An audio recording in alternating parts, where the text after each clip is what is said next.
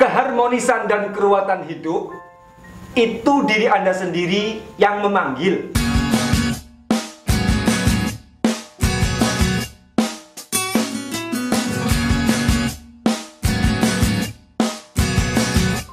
Kalau Anda suatu saat lewat di depan rumah orang, kemudian Anda ambil batu, coba Anda lempar kacanya.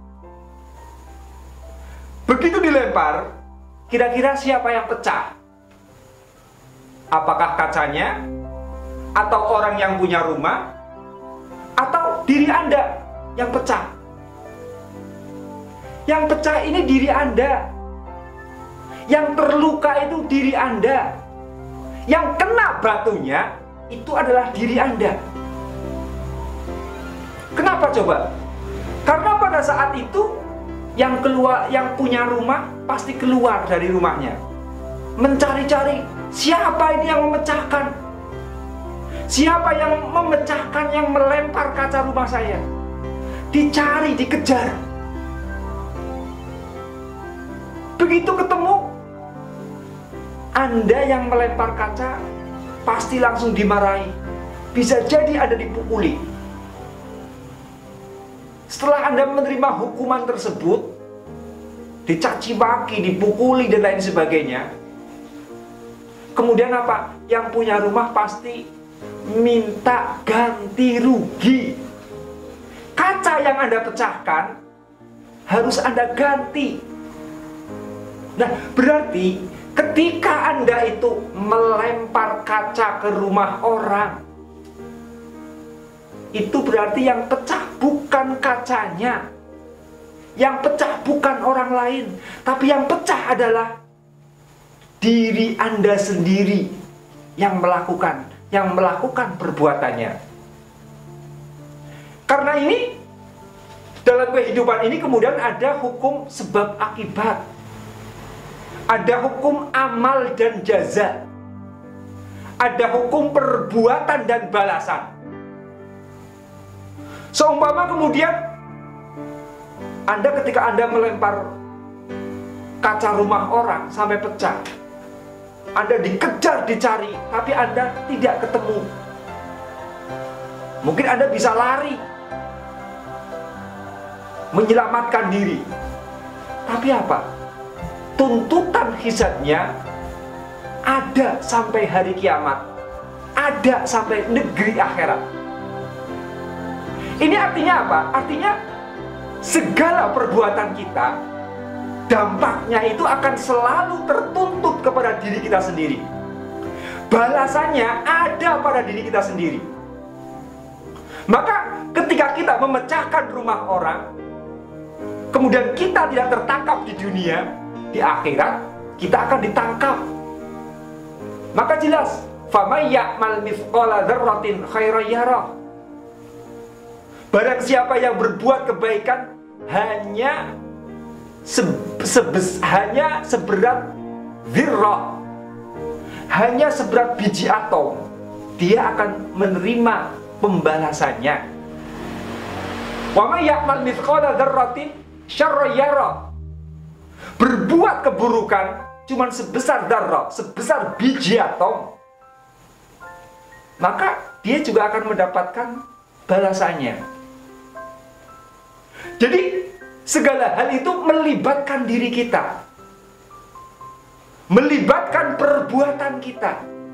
Ada hukum yang namanya hukum sebab akibat, hukum perbuatan dan pembalasan, hukum amal dan jaza. Nah, tadi kalau Anda melempar kaca, kemudian diri Anda yang pecah, diri Anda yang terluka, maka kalau hidup kita itu penuh dengan luka-luka, keruwetan, hidup kita penuh dengan luka-luka, keburukan, maka kita harus mengecek ke dalam diri kita sendiri, mengecek ke dalam diri kita sendiri. Masih terlalu banyak kita itu melempar keruwetan kepada orang lain. Masih terlalu banyak perbuatan-perbuatan buruk yang bikin enek hati orang lain. Ini dicek lagi.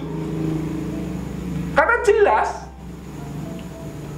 keruwetan hidup itu, mungkin Anda sudah bekerja begitu lama, siang dan malam Anda bekerja, tapi rezeki selalu ruwet. Hidup tidak pernah menemukan kemuliaan. Sudah punya ilmu begitu tinggi, tapi derajatnya tidak kunjung naik. Sudah usaha, bisnis, modalnya begitu banyak,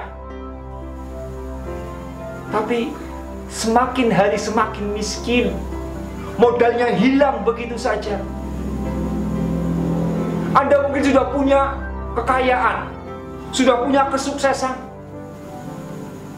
tapi kemudian dalam kehidupan rumah tangga penuh dengan kegoncangan, tidak ada kebahagiaan,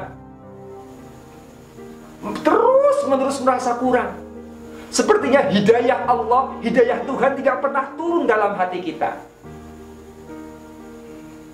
Kalau kemudian kehidupan kita seperti itu, disambut oleh keruwetan-keruwetan, disambut oleh keguncangan-keguncangan, disambut oleh hal-hal yang tidak mengenakan, maka kembali pada hukum ini. Hukum lempar batu, lempar kaca dengan menggunakan batu. Siapa? Perbuatan siapa?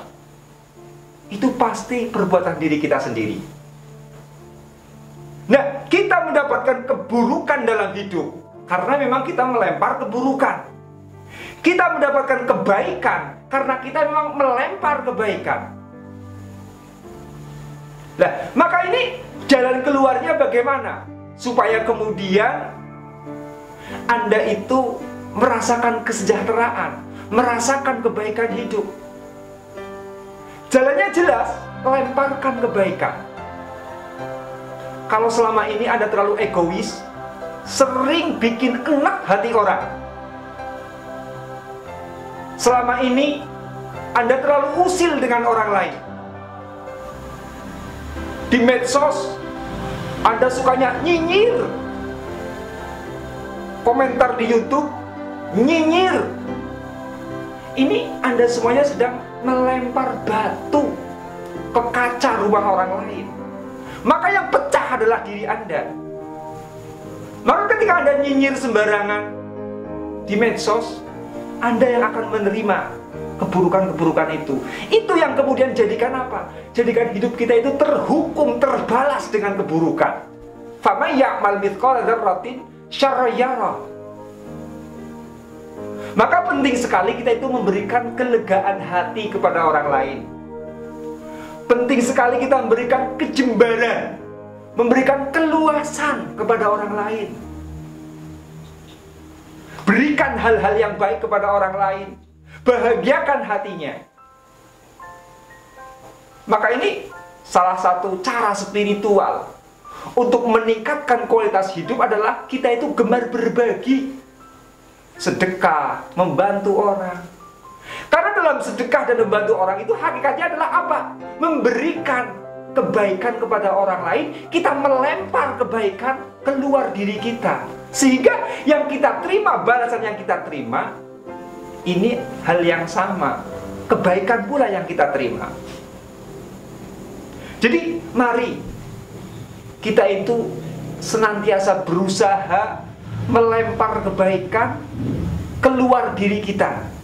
Kita dari dalam diri kita melempar kebaikan keluar diri kita. Supaya apa?